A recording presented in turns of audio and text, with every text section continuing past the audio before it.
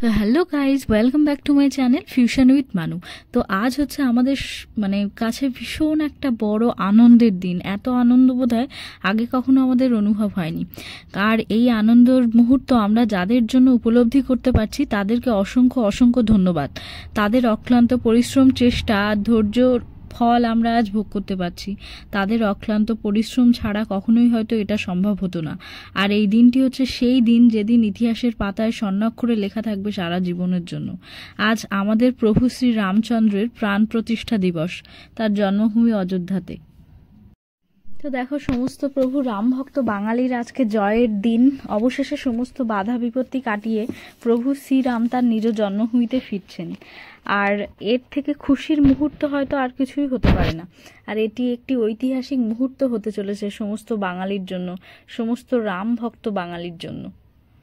এই দিনটির জন্য সমস্ত রাম ভক্তরা এতদিন ধরে অধীর আগ্রহে অপেক্ষা করেছে যে কবে তাদের প্রভু শ্রীরাম তার নিজ জন্মভূমি অযোধ্যাতে ফিরে আসবেন।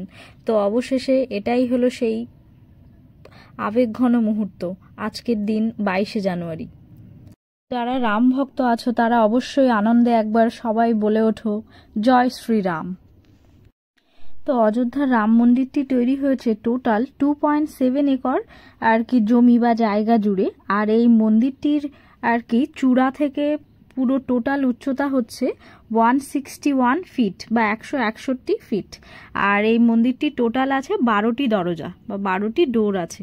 তো প্রভু শ্রী রামচন্দ্রের মামা বাড়ি বা যেটাকে আর কি মাতুলালয় বলা হয়, সেই মাতুলালয় ছিল ছত্তিশগড়ের চাঁদখুড়িতে।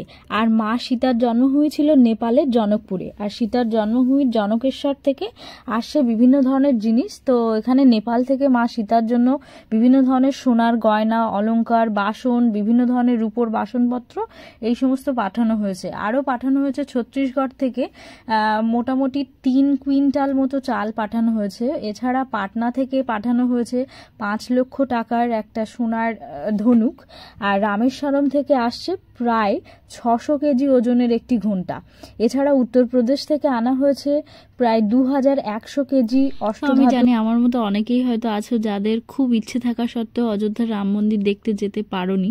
তো তাদের জন্য এই ভিডিওটা। ভগবান যেহেতু সমস্ত মানুষের হৃদয়েই বাস করেন, তাই তোমরা মানে মন থেকে যদি চাও তাহলে অবশ্যই একদিন যেতে পারবে।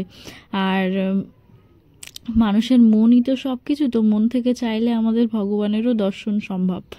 তো এটা একেবারেই অযোধ্যার আর কি রাম মন্দির নয়, তবে এটাই অযোধ্যার রাম মন্দিরেরই আর কি একটা প্যান্ডেল করানো হয়েছিল, সেটাই আমি আর কি তোমাদেরকে তুলে ধরলাম। তো এটার মাধ্যমে তোমরা দেখে অনুভব করতে পারবে যে এটাই আর কি রাম মন্দির। তো অ্যাকচুয়ালি রাম মন্দিরটা এরকমই সেম টু সেম, মানে রাম মন্দিরটাকে নিয়েই আর কি এই প্যান্ডেলটা বানানো হয়েছিল। তো তোমরা সবাই দেখে জানিও যে ভিডিওটা কেমন হলো। আর অযোধ্যায় তোমরা অবশ্যই মানে এখন না যেতে পারো, হয়তো পরে কখনো তোমরা ঘুরে দেখো অযোধ্যার রাম মন্দির বা আমাদের শ্রী প্রভু রামচন্দ্রের জন্মভূমি অবশ্যই তোমরা একবার দর্শন করো।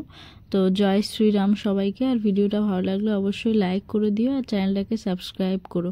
আর এইভাবে আমার পাশে থেকেও আমাকে সাপোর্ট করো। টাটা সবাইকে।